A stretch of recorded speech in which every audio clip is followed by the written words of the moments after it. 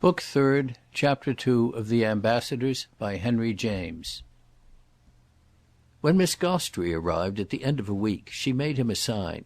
He went immediately to see her, and it wasn't till then that he could again close his grasp on the idea of a corrective. This idea, however, was luckily all before him again from the moment he crossed the threshold of the little entresol of the Quartier Marbeuf, into which she had gathered, as she said, picking them up in 1,000 flights and funny little passionate pounces, the makings of a final nest. He recognised in an instant that there really, there only, he should find the boon with the vision of which he had first mounted Chad's stairs. He might have been a little scared at the picture of how much more, in this place, he should know himself in, hadn't his friend been on the spot to measure the amount to his appetite. Her compact and crowded little chambers, almost dusky as they at first struck him, with accumulations, represented a supreme general adjustment to opportunities and conditions. Wherever he looked he saw an old ivory or an old brocade, and he scarce knew where to sit for fear of a misappliance. The life of the occupant struck him of a sudden as more charged with possession even than Chad's or than Miss Barrace's. Wide as his glimpse had lately become of the empire of things, what was before him still enlarged it. The lust of the eyes and the pride of life had indeed thus their temple. It was the innermost nook of the shrine, as brown as a pirate's cave. In the brownness were glints of gold, patches of purple were in the gloom, objects all that caught, through the muslin, with their high rarity, the light of the low windows. Nothing was clear about them but that they were precious, and they brushed his ignorance with their contempt as a flower, in a liberty taken with him, might have been whisked under his nose. But after a full look at his hostess he knew none the less what most concerned him. The circle in which they stood together was warm with life, and every question between them would live there as nowhere else. A question came up as soon as they had spoken, for his answer, with a laugh, was quickly, "Well, they've got hold of me." Much of their talk on this first occasion was his development of that truth. He was extraordinarily glad to see her, expressing to her frankly what she most showed him, that one might live for years without a blessing unsuspected, but that to know it at last for no more than 3 days was to need it or miss it for ever. She was that blessing that now had become his need, and what could prove it better than that without her he had lost himself? "What do you mean?" she asked with an absence of alarm, that, correcting him as if he had mistaken the period of one of her pieces, gave him afresh a sense of her easy movement through the maze he had but begun to tread. "What in the name of all the Pococks have you managed to do?" "Why, exactly the wrong thing. I've made a frantic friend of little Bilham." "Ah, that sort of thing was of the essence of your case, and to have been allowed for from the first." And it was only after this that, quite as a minor matter, she asked who in the world little Bilham might be. When she learned that he was a friend of Chad's and living for the time in Chad's rooms in Chad's absence, quite as if acting in Chad's spirit and serving Chad's cause, she showed, however, more interest. "Should you mind my seeing him? Only once, you know," she added. "Oh, the oftener the better. He's amusing. He's original." "He doesn't shock you?" Miss Gostrey threw out.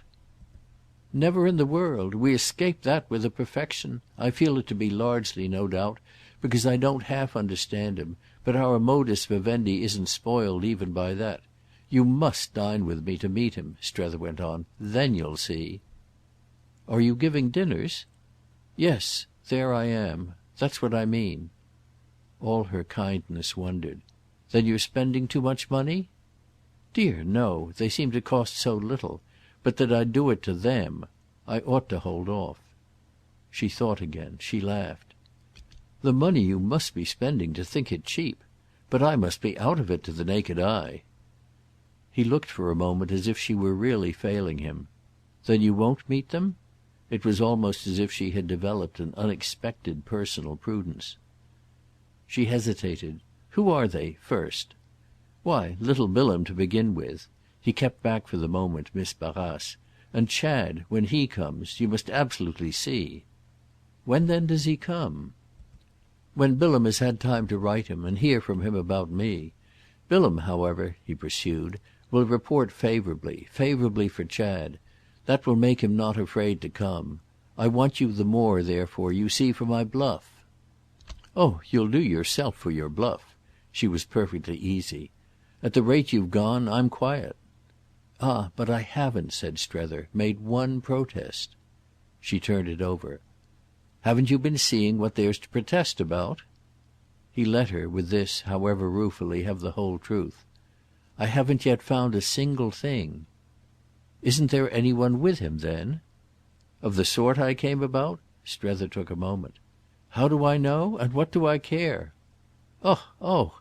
And her laughter spread. He was struck in fact by the effect on her of his joke. He saw now how he had meant it as a joke. She saw, however, still other things, though in an instant she had hidden them. "You've got no facts at all?"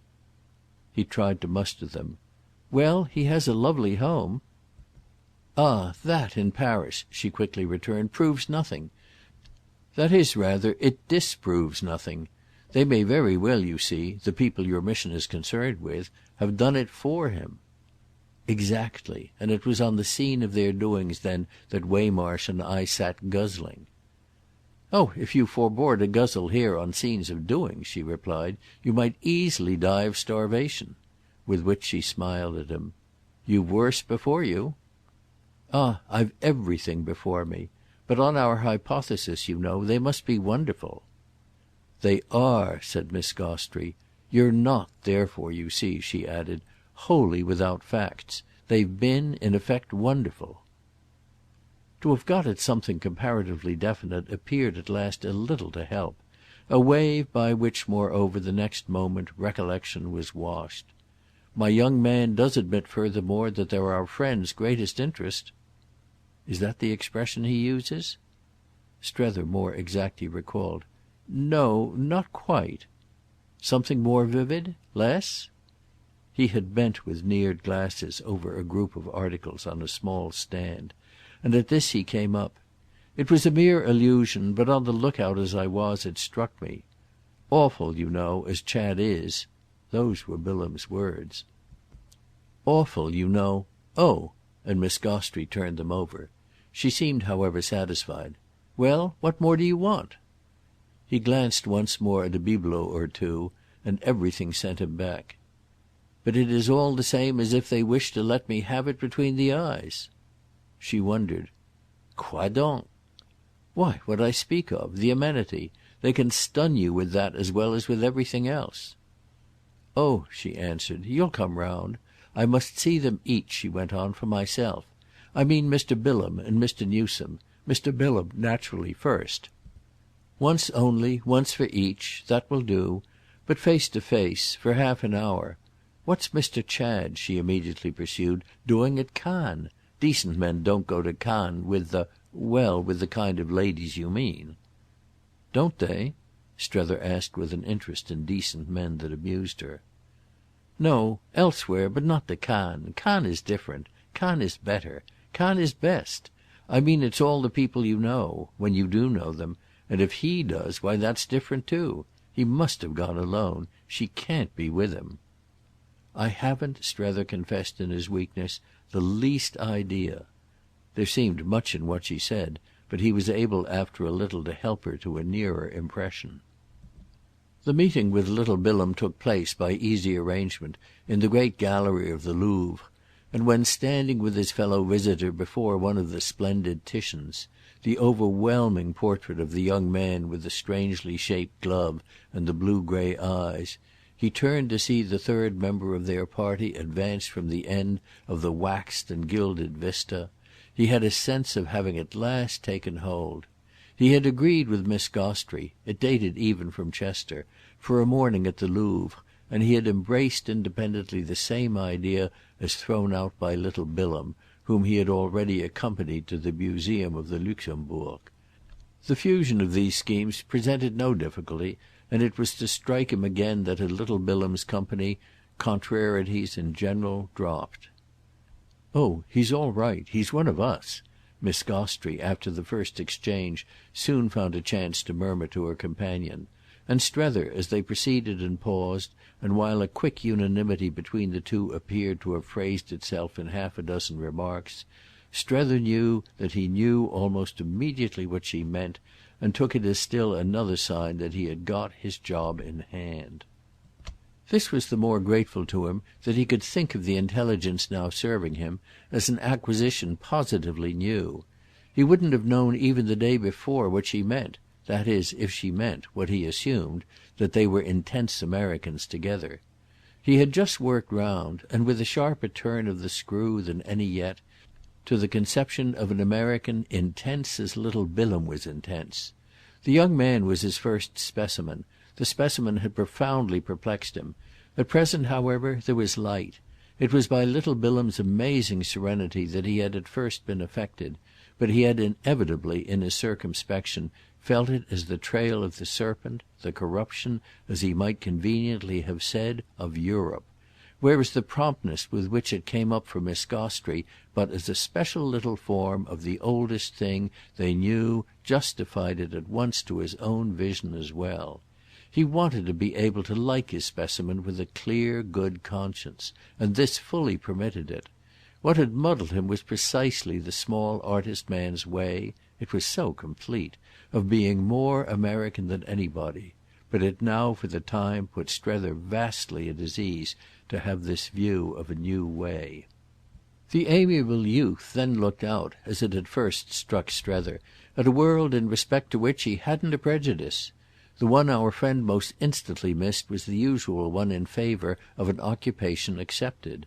Little Bilham had an occupation, but it was only an occupation declined, and it was by his general exemption from alarm, anxiety or remorse on this score that the impression of his serenity was made.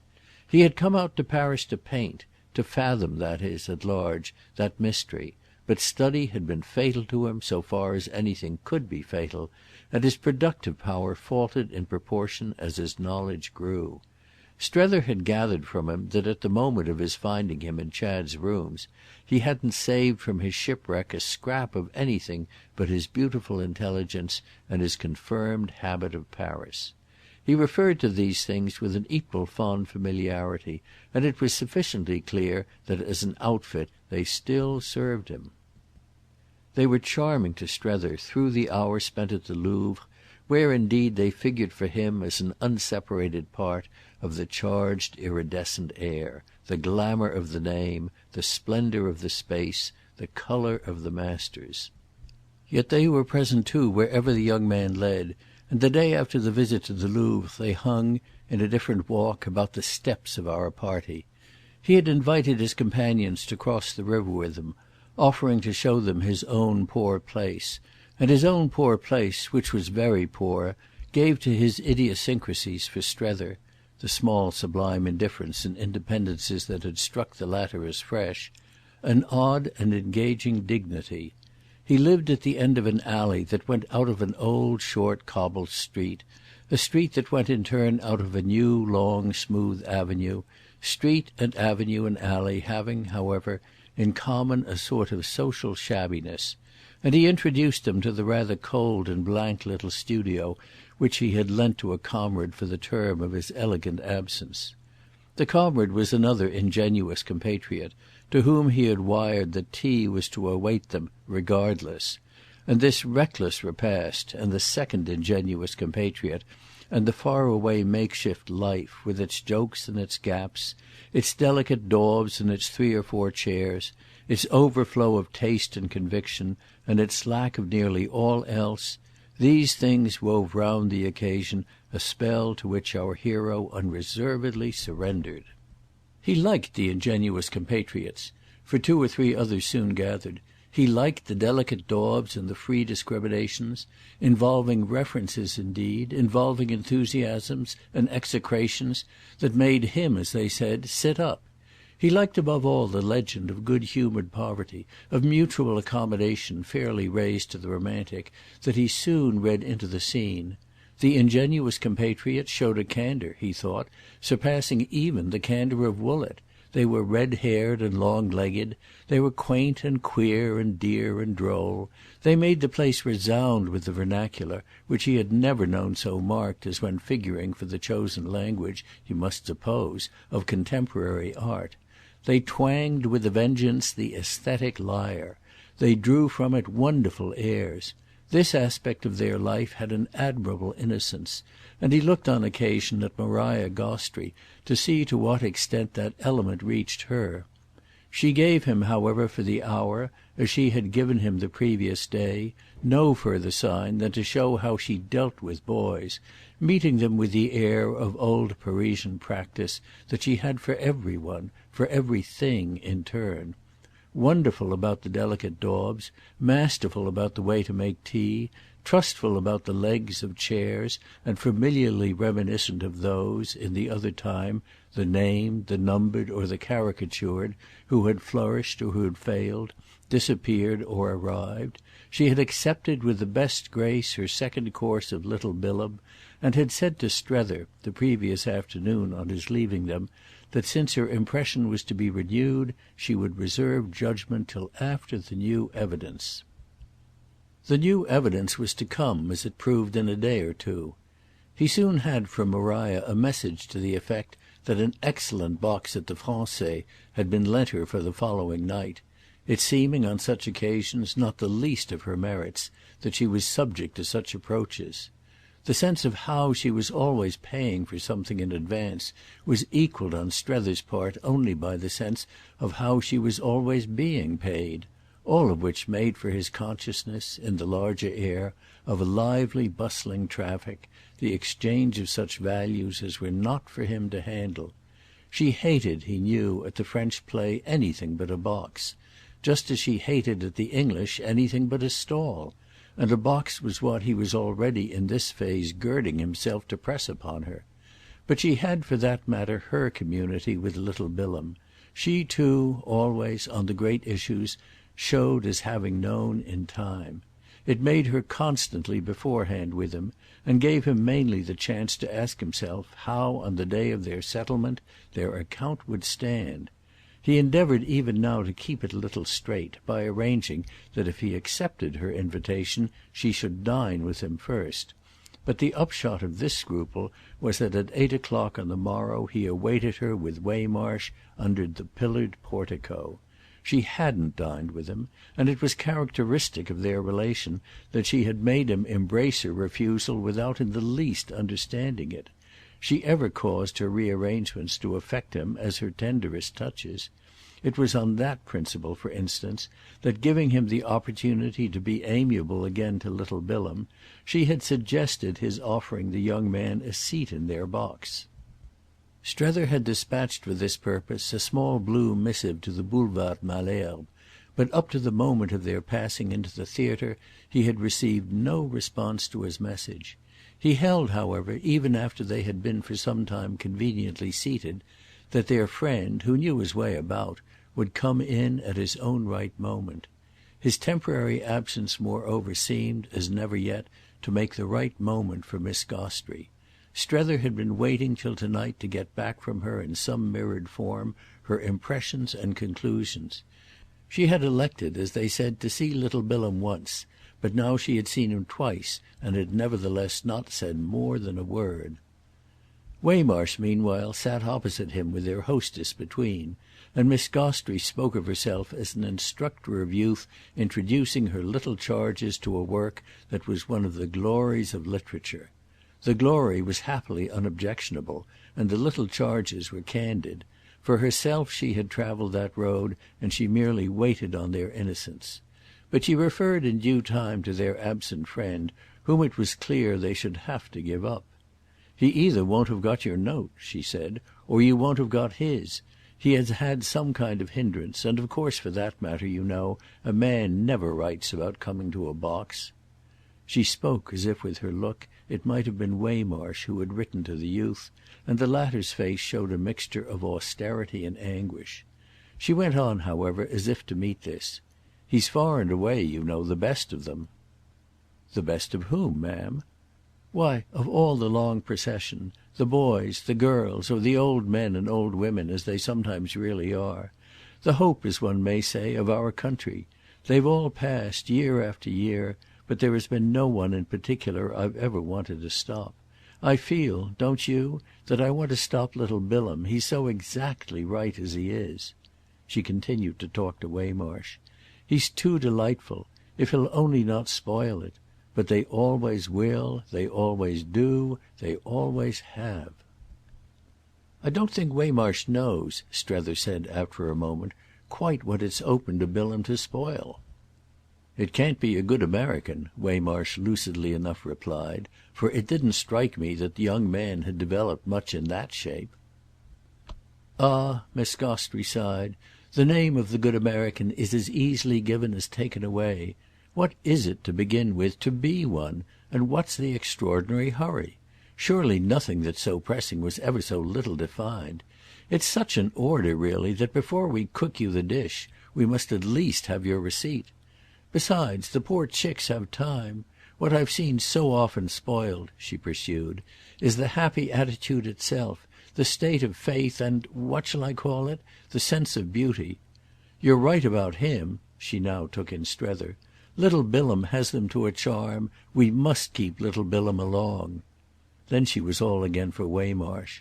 "The others have all wanted so dreadfully to do something, and they've gone and done it in too many cases indeed. It leaves them never the same afterwards. The charm's always somehow broken. Now he, I think, you know, really won't. He won't do the least dreadful little thing. We shall continue to enjoy him just as he is.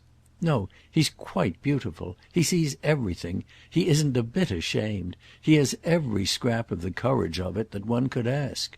Only think what he might do. One wants really, for fear of some accident, to keep him in view. At this very moment, perhaps, what mayn't he be up to? I've had my disappointments. The poor things are never really safe, or only at least when you have them under your eye. One can never completely trust them. One's uneasy, and I think that's why I most miss him now." She had wound up with a laugh of enjoyment over her embroidery of her idea, an enjoyment that her face communicated to Strether, who almost wished, none the less at this moment, that she would let poor Waymarsh alone. He knew more or less what she meant, but the fact wasn't a reason for her not pretending to Waymarsh that he didn't. It was craven of him, perhaps, but he would, for the high amenity of the occasion, have liked Waymarsh not to be so sure of his wit. Her recognition of it gave him away, and before she was done with him or with that article would give him worse. What was he, all the same, to do? He looked across the box at his friend. Their eyes met, something queer and stiff, something that bore on the situation but that it was better not to touch, passed in silence between them. Well, the effect of it for Strether was an abrupt reaction, a final impatience of his own tendency to temporise. Where was that taking him anyway? It was one of the quiet instants that sometimes settle more matters than the outbreaks dear to the historic muse. The only qualification of the quietness was the synthetic "Oh hang it!" into which Strether's share of the silence soundlessly flowered. It represented, this mute ejaculation, a final impulse to burn his ships. These ships to the historic muse may seem of course mere cockles, but when he presently spoke to Miss Gostrey it was with the sense at least of applying the torch. "Is it then a conspiracy?" "Between the two young men? Well, I don't pretend to be a seer or prophetess," she presently replied, "but if I'm simply a woman of sense he's working for you to-night. I don't quite know how, but it's in my bones." And she looked at him at last as if, little material as she yet gave him, he'd really understand. "For an opinion, that's my opinion. He makes you out too well not to." "Not to work for me to-night?" Strether wondered. "Then I hope he isn't doing anything very bad." "They've got you," she portentously answered. "Do you mean he is—?" "They've got you," she merely repeated. Though she disclaimed the prophetic vision, she was at this instant the nearest approach he had ever met to the priestess of the oracle. The light was in her eyes. "You must face it now." He faced it on the spot. They had arranged? Every move in the game, and they've been arranging it ever since. He has had every day his little telegram from Cannes." It made Strether open his eyes. "Do you know that?" "I do better. I see it. This was, before I met him, what I wondered whether I was to see. But as soon as I met him I ceased to wonder, and our second meeting made me sure. I took him all in. He was acting, he is still, on his daily instructions." "So that Chad has done the whole thing?" "Oh no, not the whole. We've done some of it. You and I and Europe." "Europe, yes," Strether mused. "Dear old Paris," she seemed to explain.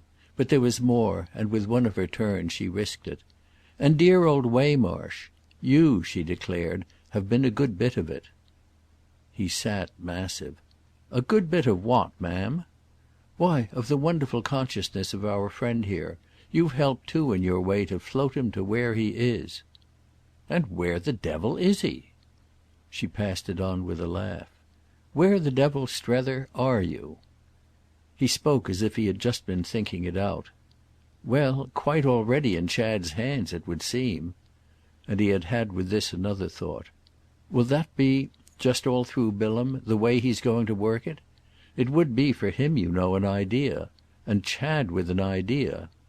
"Well?" she asked while the image held him. "Well, is Chad, what shall I say, monstrous?" "Oh as much as you like. But the idea you speak of," she said, "won't have been his best. He'll have a better. It won't be all through little Bilham that he'll work it." This already sounded almost like a hope destroyed. "Through whom else then?" "That's what we shall see." But quite as she spoke she turned, and Strether turned. For the door of the box had opened, with the click of the ouvreuse, from the lobby, and a gentleman, a stranger to them, had come in with a quick step. The door closed behind him, and though their faces showed him his mistake, his air, which was striking, was all good confidence. The curtain had just again arisen, and in the hush of the general attention Strether's challenge was tacit, as was also the greeting, with a quickly deprecating hand and smile, of the unannounced visitor. He discreetly sighed that he would wait, would stand, and these things in his face, one look from which he had caught, had suddenly worked for Miss Gostrey. She fitted to them all an answer for Strether's last question. The solid stranger was simply the answer, as she now, turning to her friend, indicated. She brought it straight out for him. It presented the intruder. "Why, through this gentleman." The gentleman indeed, at the same time, though sounding for Strether a very short name, did practically as much to explain. Strether gasped the name back. Then only had he seen Miss Gostrey had said more than she knew. They were in the presence of Chad himself. Our friend was to go over it afterwards again and again. He was going over it much of the time that they were together, and they were together constantly for 3 or 4 days. The note had been so strongly struck during that first half hour that everything happening since was comparatively a minor development. The fact was that his perception of the young man's identity, so absolutely checked for a minute, had been quite one of those sensations that count in life. He had certainly never known one that had acted, as he might have said, with more of a crowded rush. And the rush, though both vague and multitudinous, had lasted a long time, protected, as it were, yet at the same time aggravated by the circumstance of its coinciding with a stretch of decorous silence. They couldn't talk without disturbing the spectators in the part of the balcony just below them, and it, for that matter, came to Strether, being a thing of the sort that did come to him, that these were the accidents of a high civilization, the imposed tribute to propriety, the frequent exposure to conditions, usually brilliant, in which relief has to await its time. Relief was never quite near at hand for kings, queens, comedians and other such people, and though you might be yourself not exactly one of those, you could yet, in leading the life of high pressure, guess a little how they sometimes felt. It was truly the life of high pressure that Strether had seemed to feel himself lead while he sat there, close to Chad, during the long tension of the act. He was in presence of a fact that occupied his whole mind, that occupied for the half hour his senses themselves altogether, but he couldn't without inconvenience show anything, which, moreover, might count really as luck. What he might have shown, had he shown at all, was exactly the kind of emotion, the emotion of bewilderment, that he had proposed to himself from the first, whatever should occur, to show least. The phenomenon that had suddenly sat down there with him was the phenomenon of change so complete that his imagination, which had worked so beforehand, felt itself, in the connection, without margin or allowance. It had faced every contingency but that Chad should not be Chad, and this was what it now had to face with a mere strained smile and an uncomfortable flush. He asked himself if by chance, before he should have in some way to commit himself, he might feel his mind settled to the new vision, might habituate it, so to speak, to the remarkable truth. But oh, it was too remarkable, the truth, for what could be more remarkable than this sharp rupture of an identity? You could deal with the man as himself, you couldn't deal with him as somebody else. It was a small source of peace, moreover, to be reduced to wondering how little he might know in such an event what a sum he was setting you. He couldn't absolutely not know, for you couldn't absolutely not let him. It was a case then simply, a strong case, as people nowadays called such things, a case of transformation unsurpassed, and the hope was but in the general law that strong cases were liable to control from without. Perhaps he, Strether himself, was the only person after all aware of it. Even Miss Gostrey, with all her science, wouldn't be, would she? And he had never seen any one less aware of anything than Waymarsh as he glowered at Chad. The social sightlessness of his old friend's survey marked for him afresh, and almost in a humiliating way, the inevitable limits of direct aid from this source. He was not certain, however, of not drawing a shade of compensation from the privilege, as yet untasted, of knowing more about something in particular than Miss Gostrey did. His situation too was a case, for that matter, and he was now so interested, quite so privately agog about it, that he had already an eye to the fun it would be to open up to her afterwards. He derived during his half hour no assistance from her, and just this fact of her not meeting his eyes played a little, it must be confessed, into his predicament. He had introduced Chad in the first minutes under his breath, and there was never the primness in her of the person unacquainted, but she had none the less betrayed at first no vision but of the stage, where she occasionally found a pretext for an appreciative moment that she invited Waymarsh to share. The latter's faculty of participation had never had, all round, such an assault to meet, the pressure on him being the sharper for this chosen attitude in her, as Strether judged it, of isolating, for their natural intercourse, Chad and himself. This intercourse was meanwhile restricted to a frank, friendly look from the young man, something markedly like a smile, but falling far short of a grin, and to the vivacity of Strether's private speculation as to whether he carried himself like a fool. He didn't quite see how he could so feel as one without somehow showing as one. The worst of that question, moreover, was that he knew it as a symptom the sense of which annoyed him. If I'm going to be odiously conscious of how I may strike the fellow, he reflected, it was so little what I came out for that I may as well stop before I begin. This sage consideration, too, distinctly seemed to leave untouched the fact that he was going to be conscious. He was conscious of everything but of what would have served him. He was to know afterwards, in the watches of the night, that nothing would have been more open to him than after a minute or two to propose to Chad to seek with him the refuge of the lobby. He hadn't only not proposed it, but had lacked even the presence of mind to see it as possible. He had stuck there like a schoolboy, wishing not to miss a minute of the show, for though that portion of the show then presented, he hadn't had an instant's real attention. He couldn't, when the curtain fell, have given the slightest account of what had happened. He had therefore, further, not at that moment acknowledged the amenity added by this acceptance of his awkwardness to Chad's general patience. Hadn't he none the less known at the very time, known it stupidly and without reaction, that the boy was accepting something? He was modestly benevolent, the boy. That was at least what he had been capable of the superiority of making out his chance to be, and one had one's self literally not had the gumption to get in ahead of him. If we should go into all that occupied our friend in the watches of the night we should have to mend our pen, but an instance or two may mark for us the vividness with which he could remember. He remembered the two absurdities that, if his presence of mind had failed, were the things that had most to do with it. He had never in his life seen a young man come into a box at 10 o'clock at night, and would, if challenged on the question in advance, have been scarce ready to pronounce as to different ways of doing so. But it was in spite of this definite to him that Chad had had a way that was wonderful, a fact carrying with it an implication that, as one might imagine it, he knew he had learned how.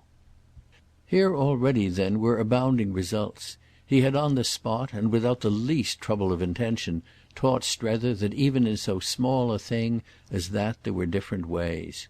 He had done in the same line still more than this, had by a mere shake or two of the head made his old friend observe that the change in him was perhaps more than anything else, for the eye, a matter of the marked streaks of grey, extraordinary at his age, in his thick black hair, as well as that this new feature was curiously becoming to him, did something for him, as characterisation, also, even of all the good things in the world, as refinement, that had been a good deal wanted. Strether felt, however, he would have had to confess, that it wouldn't have been easy just now, on this and other counts, in the presence of what had been supplied, to be quite clear as to what had been missed. A reflection a candid critic might have made of old, for instance, was that it would have been happier for the son to look more like the mother. But this was a reflection that at present would never occur. The ground had quite fallen away from it, yet no resemblance whatever to the mother had supervened. It would have been hard for a young man's face and air to disconnect themselves more completely than Chad's at this juncture from any discerned, from any imaginable aspect of a New England female parent. That of course was no more than had been on the cards, but it produced in Strether none the less one of those frequent phenomena of mental reference with which all judgment in him was actually beset. Again and again, as the days passed, he had had a sense of the pertinence of communicating quickly with Woollett, communicating with a quickness with which telegraphy alone would rhyme, the fruit really of a fine fancy in him for keeping things straight, for the happy forestalment of error. No one could explain better when needful, nor put more conscience into an account or a report, which burden of conscience is perhaps exactly the reason why his heart always sank when the clouds of explanation gathered. His highest ingenuity was in keeping the sky of life clear of them. Whether or no he had a grand idea of the lucid, he held that nothing ever was in fact, for any one else, explained. One went through the vain motions, but it was mostly a waste of life. A personal relation was a relation only so long as people either perfectly understood or, better still, didn't care if they didn't. From the moment they cared if they didn't, it was living by the sweat of one's brow, and the sweat of one's brow was just what one might buy oneself off from by keeping the ground free of the wild weed of delusion. It easily grew too fast, and the Atlantic cable now alone could race with it. That agency would each day have testified for him to something that was not what Woollett had argued. He was not at this moment absolutely sure that the effect of the morrow's, or rather of the night's, appreciation of the crisis wouldn't be to determine some brief missive. Have at last seen him, but oh dear! Some temporary relief of that sort seemed to hover before him. It hovered somehow as preparing them all, yet preparing them for what? If he might do so more luminously and cheaply, he would tick out in 4 words, "Awfully old, grey hair." To this particular item in Chad's appearance he constantly, during their mute half-hour, reverted, as if so very much more than he could have said had been involved in it. The most he could have said would have been, "If he's going to make me feel young," which indeed, however, carried with it quite enough. If Strether was to feel young, that is, it would be because Chad was to feel old, and an aged and hoary sinner had been no part of the scheme. The question of Chadwick's true time of life was doubtless what came up quickest after the adjournment of the two, when the play was over, to a café in the Avenue de l'Opéra. Miss Gostrey had in due course been perfect for such a step. She had known exactly what they wanted, to go straight somewhere and talk, and Strether had even felt she had known what he wished to say and that he was arranging immediately to begin. She hadn't pretended this, as she had pretended on the other hand to have divined Waymarsh's wish to extend to her an independent protection homeward. But Strether nevertheless found how, after he had Chad opposite to him at a small table in the brilliant halls that his companion straightway selected, sharply and easily discriminated from the others, it was quite to his mind as if she heard him speak, as if, sitting up a mile away in the little apartment he knew, she would listen hard enough to catch. He found too that he liked that idea, and he wished that, by the same token, Mrs. Newsome might have caught as well. For what had above all been determined in him as a necessity of the first order was not to lose another hour nor a fraction of one, was to advance, to overwhelm with a rush. This was how he would anticipate, by a night attack as might be, any forced maturity that a crammed consciousness of Paris was likely to take upon itself to assert on behalf of the boy. He knew to the full, on what he had just extracted from Miss Gostrey, Chad's marks of alertness, but they were a reason the more for not dawdling. If he was himself moreover to be treated as young, he wouldn't at all events be so treated before he should have struck out at least once. His arms might be pinioned afterwards, but it would have been left on record that he was 50. The importance of this he had indeed begun to feel before they left the theatre. It had become a wild unrest, urging him to seize his chance. He could scarcely wait for it as they went. He was on the verge of the indecency of bringing up the question in the street. He fairly caught himself going on, so he afterwards invidiously named it, as if there would be for him no second chance should the present be lost. Not till, on the purple divan, before the perfunctory Bach, he had brought out the words themselves, was he sure, for that matter, that the present would be saved. End of Book Third, Chapter 2.